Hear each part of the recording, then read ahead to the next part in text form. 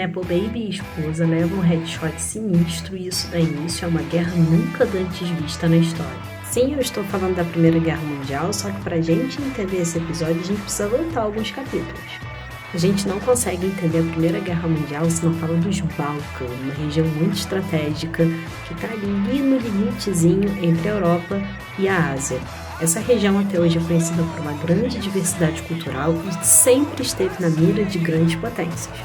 Nessa parte aqui do mapa a gente tem uma diversidade étnica muito grande, mas vale destacar uma etnia específica, os povos eslavos.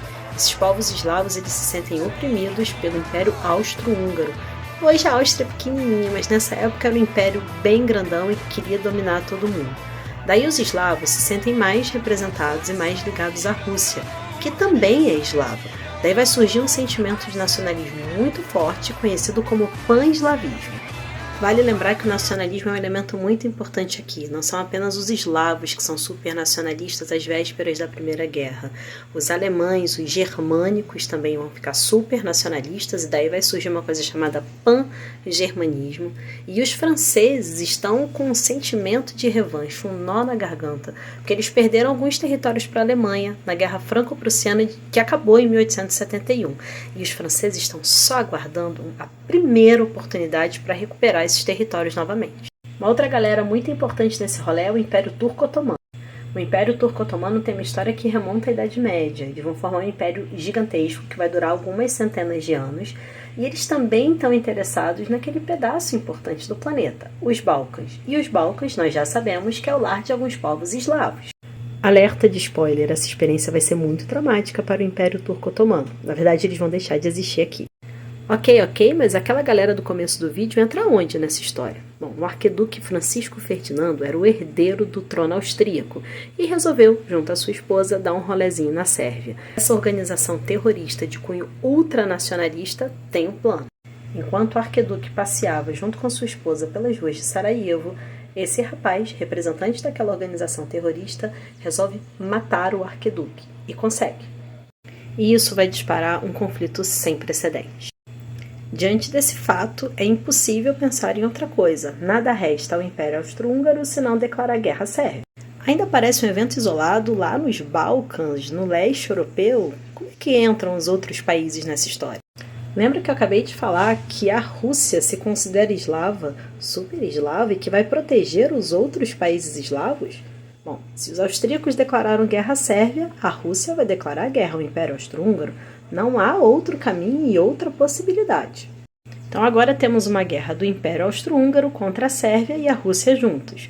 O Império Austro-Húngaro ele era muito amigo do Império Alemão, porque ambos tinham lá suas raízes germânicas e sentimentos pan-germânicos juntinhos. Por isso, a Alemanha, que já estava atrás de uma guerra nesse momento, se junta ao Império Austro-Húngaro e também vai declarar guerra à Rússia, até porque a Alemanha e a Rússia fazem fronteira e a Alemanha está de olho aí nesses inimigos russos. Tudo que a França queria nesse momento também era uma briga. Olha aqui o território da Alsácia e da Lorena que eles querem recuperar. Óbvio, eles vão declarar guerra ao Império Alemão. Mas se eles declararam guerra ao Império Alemão, significa que eles estão do lado da Rússia e da Sérvia. A Inglaterra tinha até pensado em ficar na dela, mas quando os alemães invadiram a Bélgica, que era historicamente neutra, entraram para o babado também, do lado da França. E aí já temos uma aliança, um lado formado. Ingleses, franceses e russos. Lembrando que a Rússia está representando os eslavos. Outro detalhe histórico importantíssimo. Pela primeira vez na história, em centenas de anos, Inglaterra e França estão no mesmo lado de uma guerra. Eles são inimigos históricos, mas agora o inimigo é outro. A Itália queria ficar quietinha no canto dela, até porque ela está aqui do lado do Império Austro-Húngaro, ela não quer se meter nessa briga. Só que chega um momento que não tem motivo, não tem razão para ela ficar parada. Inicialmente ela está do lado do Império Austro-Húngaro, mas em 1915 ela vai trocar de lado. Sabe por que ela vai trocar de lado? Porque tem uns territórios aqui colados com o Império Austro-Húngaro que a Itália quer pegar para ela. Então ela aproveita, pega uma carona e entra nessa guerra. Os turco-otomanos aqui vão entrar do lado dos alemães também, dos alemães e do Império Austro-Húngaro. Eles inicialmente vão ter até algumas vitórias, mas essa guerra vai ser decisiva para o fim do Império Turco-Otomano. Inclusive, existem conflitos que se alastram, que existem até hoje, graças ao esfacelamento do Império Turco-Otomano e ao que as potências europeias vão fazer depois com esse território todo que foi sendo distribuído entre eles. Assim, temos 3 alianças principais aqui: a Tríplice Entente, formada por França, Inglaterra e Rússia, e a Tríplice Aliança, formada pelo Império Austro-Húngaro, Império Alemão, Império Turco-Otomano e Itália. A Itália depois muda de lado, não esquece disso não. Ah, mas e os Estados Unidos? Calma, eles vão entrar na guerra depois. Nesse primeiro momento eles estão ganhando dinheiro absurdo, se industrializando, vendendo armas e tudo que é possível para os países europeus que estão parados fazendo a guerra.